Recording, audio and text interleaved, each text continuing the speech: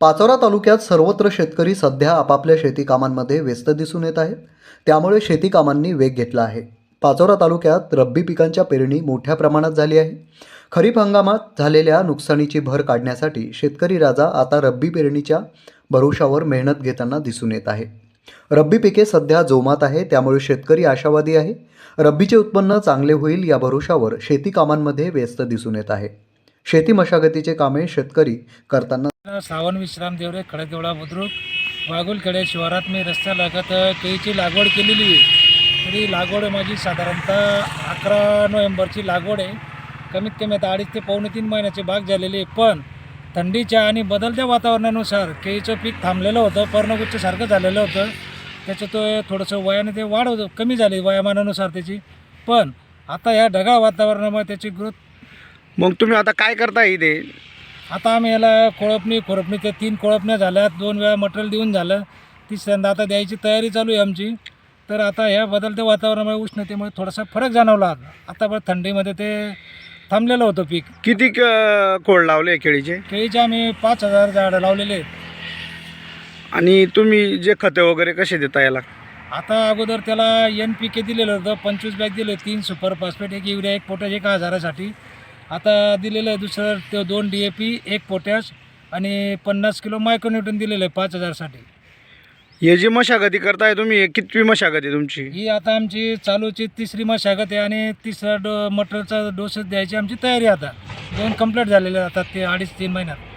पीक परिस्थिती आता पीक परिस्थिती वातावरणामुळे आता जरा सुधारते. उन्हाळ्याचं जरा गरमाट होतं आहे, त्याच्यामुळे ढगाळ वातावरण, कारण थंडीमध्ये ते थांबलेलं होतं, पर्णगुच्छसारखं झाडे झालेले होते. तर आता या बदलत्या वातावरणामुळे जरा वाटतंय जरा सुधरेल बा, असं शेतकरी सगळं अपेक्षा नाही करतोय बा. मी युवा शेतकरी प्रशांत नाना पाटील. आपल्याला ज्या काही शेतकऱ्यांना दिवसेंदिवस भासत असलेल्या ज्या काही समस्या आहेत, त्याप्रकारे मजूर टंचाई ही एक मोठी शेतकऱ्यांसाठी समाजामध्ये उद्भवत असलेली एक समस्या आपल्याला सांगू इच्छित आहे. की शेतकऱ्यांना जे काही मजूर टंचाईमुळे शेतीतले गवत काढणे वगैरे, वेगवेगळ्या ज्या काही मटेरियल मारणे, वेगवेगळ्या ज्या गोष्टी असतात, त्यासाठी जी मजुरांची जी टंचाई आहे ती मोठ्या प्रमाणात भागत आहे.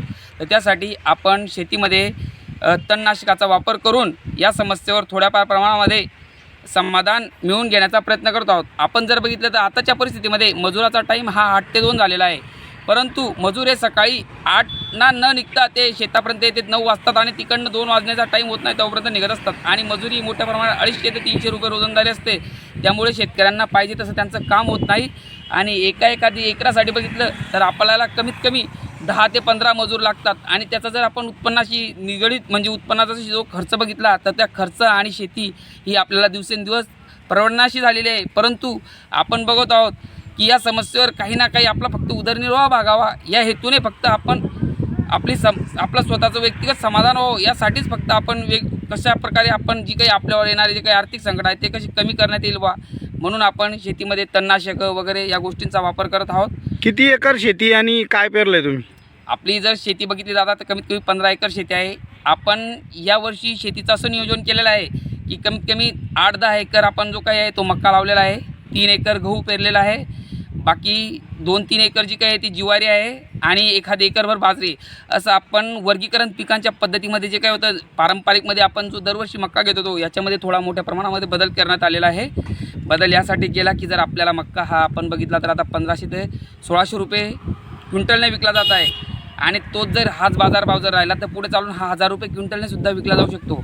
म्हणून जर आपल्याला मक्क्यामध्ये जर लॉस आला तर तो कवर आपला कुठेतरी गव्हामध्ये, ज्वारीमध्ये किंवा बाजरीमध्ये झाला पाहिजे बुवा, या हेतूने मी पिकांचं वर्गीकरण केलेलं आहे.